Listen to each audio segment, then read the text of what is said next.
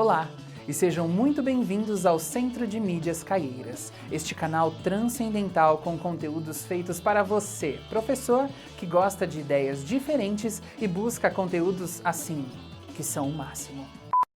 Eu sou o máximo.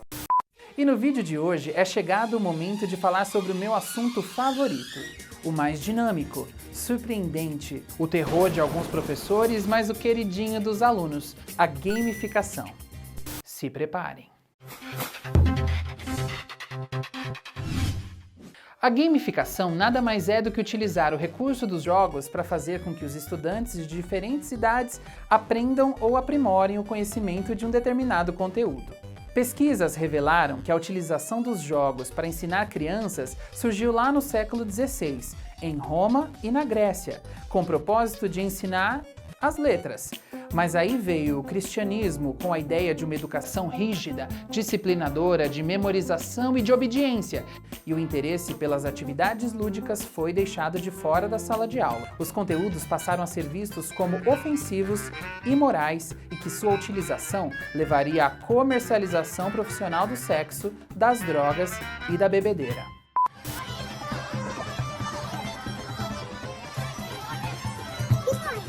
Acha que o almoço da primeira classe não bebe?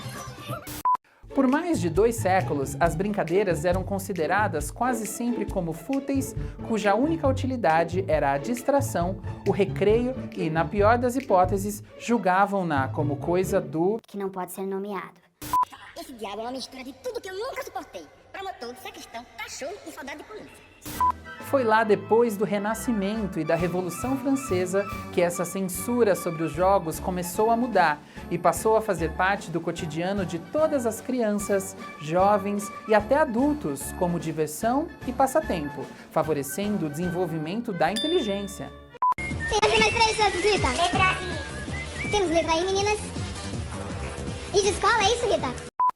O primeiro registro da utilização dos jogos como ferramenta de aprendizagem aconteceu nos Estados Unidos na década de 50. E não foi com crianças, mas com executivos da área financeira, em treinamento.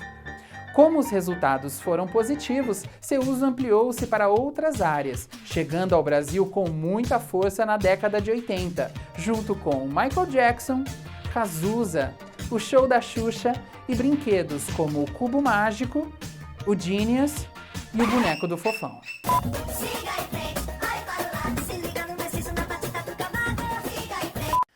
Segundo Kishimoto, a história dos jogos no Brasil é influenciada pelos portugueses, pelos negros e pelos índios, nas brincadeiras das crianças brasileiras.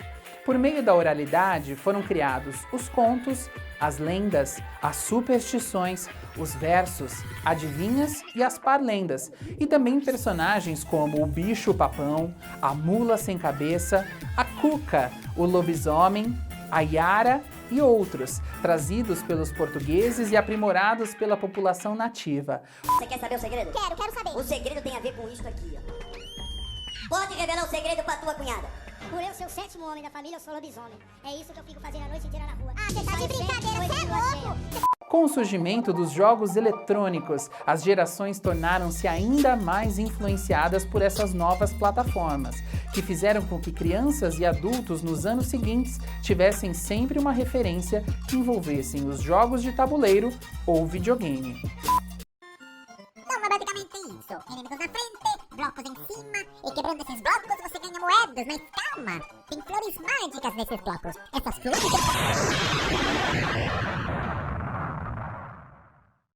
Sabe o que falta em você, rapaz? Humildade. Celulares, tablets, videogames e jogos dos mais variados estão na mão dos alunos cada vez mais cedo e a qualquer momento.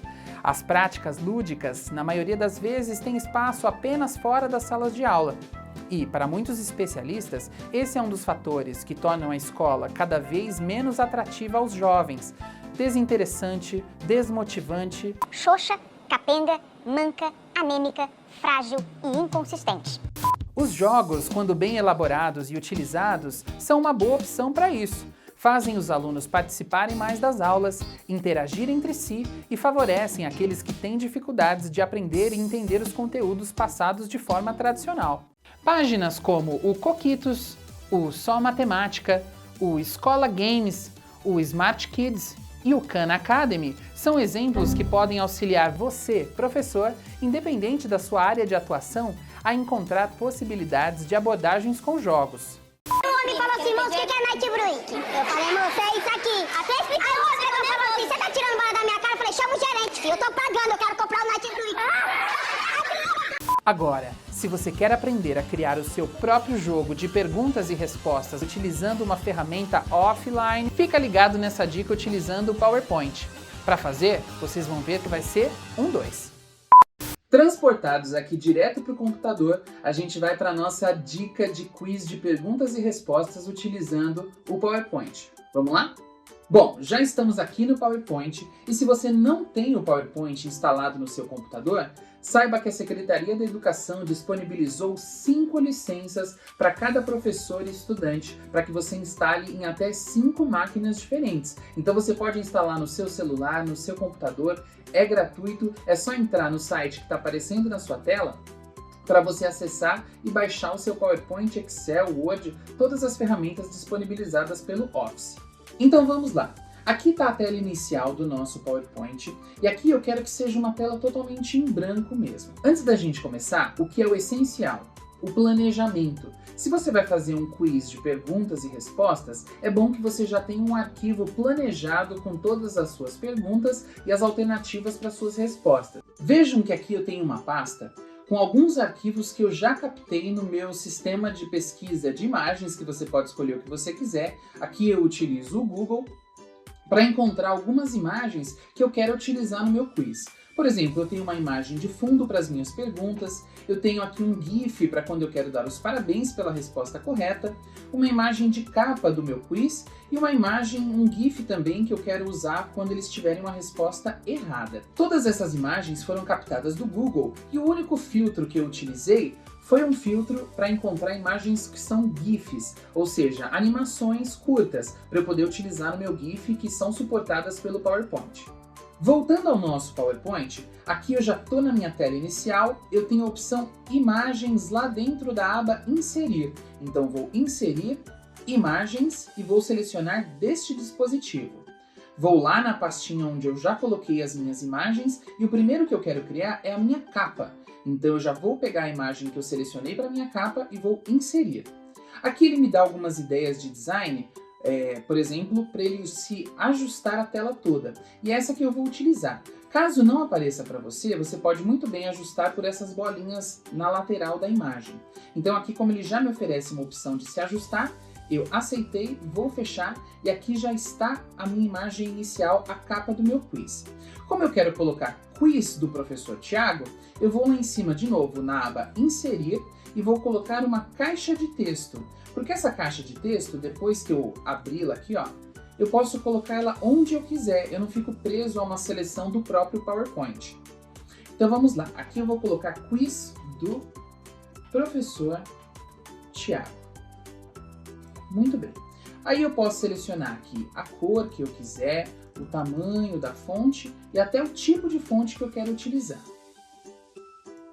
Quiz do professor Tiago. A minha capa já está pronta, então eu vou criar agora mais 3 slides. Por que eu vou criar esses 3 slides? Um vai ser para a minha pergunta, um para quando a resposta estiver incorreta e um para quando a resposta estiver correta. Vamos ver. Novo slide, novo slide, novo slide. Criei mais 3 slides. Este primeiro vai ser a minha pergunta propriamente dita. Como eu vou utilizar a caixa de texto, eu não preciso dessas imagens que aparecem aqui. Então essas caixas de texto eu vou excluir e aqui eu vou colocar a minha imagem de fundo. A minha imagem de fundo eu vou inserir imagens deste dispositivo e aqui está ela, o fundo. Reparem que não apareceram as opções de design, então eu mesmo vou ajustar a imagem aqui ao fundo.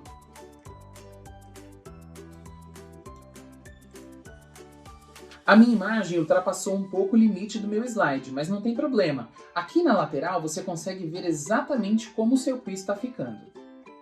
Agora a gente vai inserir a pergunta e as alternativas. Para isso, a gente vai inserir formas. E aqui eu vou escolher a forma desse retângulo com os cantos arredondados. Eu vou colocar ele do tamanho que eu quero que seja a minha pergunta. Aqui eu consigo escolher o tipo de preenchimento, no caso eu quero preenchimento em branco, e o contorno dele. Aqui eu quero sem contorno.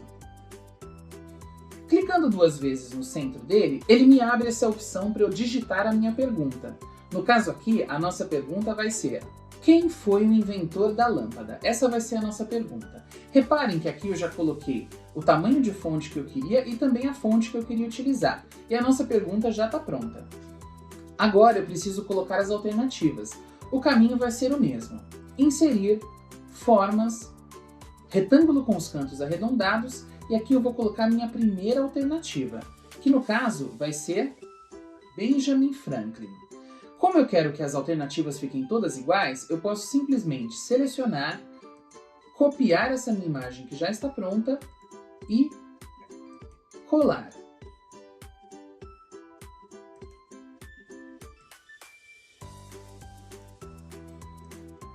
Vou colar mais uma vez, porque serão 3 alternativas. Muito bem, aqui eu já tenho as 3 alternativas. Vou editá-las, porque a primeira já é Benjamin Franklin, a segunda eu quero que seja Thomas Edison, e a terceira vai ser Henry Ford. Agora eu já criei a minha primeira página de perguntas. Eu preciso criar agora um slide que fale quando ele acertou a resposta ou quando ele não acertou a resposta e precisa tentar novamente. É isso que nós vamos fazer agora. Bom, aqui nós vamos inserir a mesma imagem de fundo, inserindo a imagem deste dispositivo. Eu vou colocar a minha imagem que é azul, vou ajustá-la aqui ao fundo novamente. Só que aqui eu quero que sejam cores diferentes. Aqui vai ser quando ele acertar a minha resposta. Então, aqui lá em cima eu tenho formato de imagem. Clicando em formato de imagem, eu posso selecionar a cor. Aqui no caso eu quero essa cor verde. Agora eu vou inserir, formas, retângulos com cantos arredondados. E aqui no meio eu vou colocar esse meu retângulo.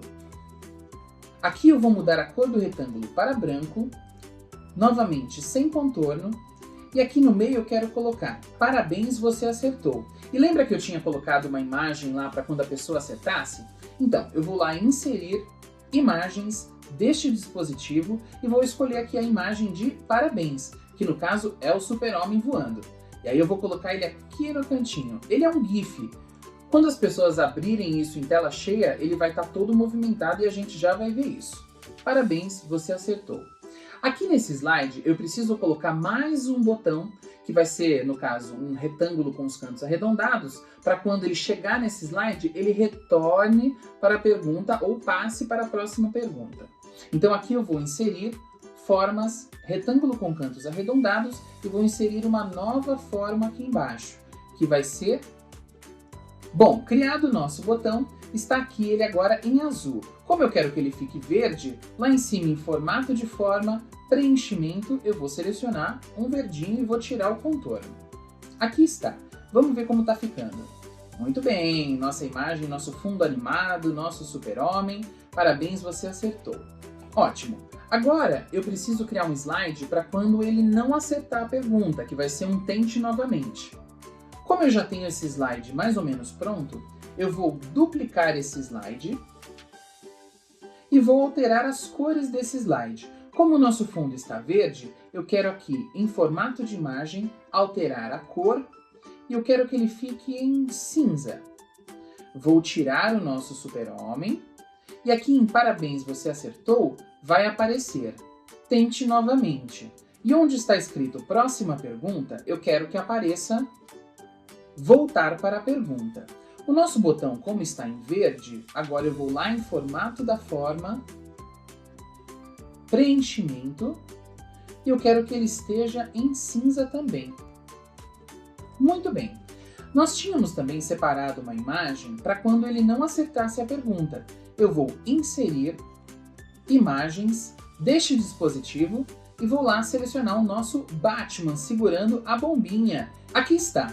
Vamos ver como ficou este. Muito bem. Tente novamente. Parabéns, você acertou. A nossa pergunta e a nossa capa. Por enquanto tá bonito. Só que agora a gente precisa fazer com que esses botões funcionem. Então agora a gente vai utilizar um recurso chamado hiperlink. ou link. No slide da nossa pergunta, aqui a gente tem 3 alternativas. Quem foi o inventor da lâmpada? Benjamin Franklin, Thomas Edison ou Henry Ford? Aqui nós temos 2 respostas que estão erradas e uma resposta que está correta. Então, a gente vai primeiro selecionar. Aqui no botão do Benjamin Franklin, a gente vai clicar com o botão direito, link, inserir link. Percebam que aqui ele ofereceu algumas opções para a gente de onde trazer esses links. Eu posso levar esse meu link para uma página da web, colocando neste documento, criando um novo documento ou para um endereço de e-mail. Eu estou interessado em colocar neste próprio documento. Aqui reparem que ele colocou todos os nossos slides já criados. Como Benjamin Franklin é uma resposta incorreta, eu quero que o meu link traga para o slide 4. Tente novamente. E vou dar OK. Com o Henry Ford, a situação é a mesma.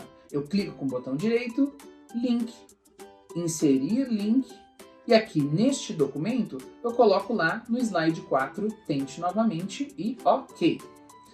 Thomas Edison, como é a nossa resposta correta, o caminho é o mesmo. Clico com o botão direito, link, inserir link, só que agora eu vou para o slide 3. Parabéns, você acertou. E dou OK.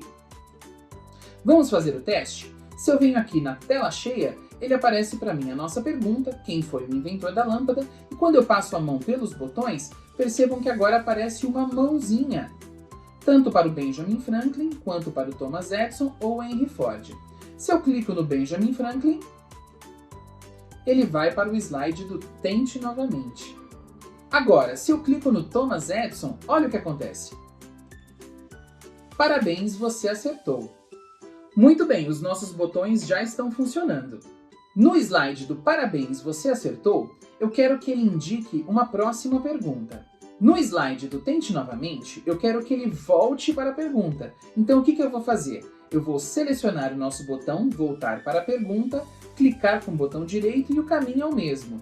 Link, inserir link, só que aqui, como eu quero que retorne a pergunta do slide 2, quem foi o inventor da lâmpada, eu vou selecionar slide 2 e dar OK. Vamos fazer o teste. Novamente na pergunta, tela cheia, quando eu clico em Benjamin Franklin, no tente novamente eu quero voltar para a pergunta. Clicando aqui com a mãozinha, ele volta para a pergunta do quem foi o inventor da lâmpada. No slide de parabéns, você acertou, eu quero que ele indique uma próxima pergunta. No caso aqui, nós ainda não temos uma pergunta próxima. Então eu vou clicar com o botão direito em cima da nossa pergunta do inventor e vou duplicar este slide. Vou arrastá-lo aqui para logo depois dos nossos slides de parabéns e tente novamente e vou escrever a nossa próxima pergunta, que será: qual a raiz quadrada de 64? E as alternativas serão 8, 4 ou 32. No caso, aqui eu também vou duplicar os slides do parabéns, você acertou e do tente novamente. É só clicar com o botão direito com os dois selecionados e também duplicar os slides. Aí a gente arrasta eles para logo depois da pergunta. Reparem que aqui eu vou ter sempre uma pergunta, um slide de parabéns e um de tente novamente, uma vez que eu quero que eles sempre encaminhem para outras perguntas. Muito bem. Como nós duplicamos o nosso slide, a gente precisa acertar os nossos links, porque aqui ele estará mandando para páginas anteriores. Então, no caso aqui, já temos a nossa próxima pergunta. Então, lá no slide verdinho do parabéns, você acertou, no botão de próxima pergunta, eu vou clicar com o botão direito, link, inserir link, e aí eu já seleciono o slide com a nossa próxima pergunta. No caso aqui, slide 5, e dou OK. Vamos fazer o teste. No slide da pergunta, em tela cheia, eu tenho as opções: Benjamin Franklin, Thomas Edison ou Henry Ford. O Benjamin Franklin, tente novamente voltar para a pergunta. Henry Ford, tente novamente voltar para a pergunta. Thomas Edison, parabéns, você acertou, vamos para a próxima pergunta. Qual a raiz quadrada de 64? Então agora a gente só precisa acertar os botões desse nosso novo slide de perguntas, porque cada vez que eu duplico, ele vai trazendo para os slides anteriores. Vamos ver. Para acertar os links, eu posso clicar com o botão direito, editar o link e vejam que aqui a minha resposta 8, que é a correta, ele está indicando um tente novamente. Então eu vou lá para o slide depois da pergunta da raiz quadrada, que é o parabéns, você acertou, e defino agora como slide 6. A resposta 4, que está incorreta, editando o link, vejam que ele está o parabéns, você acertou lá em cima. Então eu preciso que ele esteja no slide 7 e dou OK. E o 32, que também é uma resposta incorreta, eu clico com o botão direito, editar link. Agora ele está no slide 4, que é um tente novamente, mas é da pergunta lá dos inventores. Eu preciso que ele esteja no slide 7, que é o tente novamente da pergunta da raiz quadrada. E dou OK. No parabéns, você acertou, a ideia é a mesma. A próxima pergunta vai levar para o slide depois aqui, o slide 8, no caso que seria a sua próxima pergunta. É só clicar com o botão direito, editar link, e aqui, como ele está indicando o slide 5, eu vou colocar o slide 8, que seria a próxima pergunta. No tente novamente, voltar para a pergunta, a mesma coisa. Clico com o botão direito, editar link. Em vez dele ir para a pergunta dos inventores, eu quero que ele leve para a pergunta da raiz quadrada. E dou OK. Vamos fazer o teste do nosso quiz. Quiz do professor Tiago. Quem foi o inventor da lâmpada? Benjamin Franklin, Thomas Edison ou Henry Ford? Essa é fácil. Thomas Edison. Clicando em Thomas Edison, parabéns, você acertou. Vamos para a próxima pergunta. Qual a raiz quadrada de 64? Será que é 32? Clicando no 32, tente novamente. Voltando para a pergunta, é 8. Clicando no 8, parabéns, você acertou.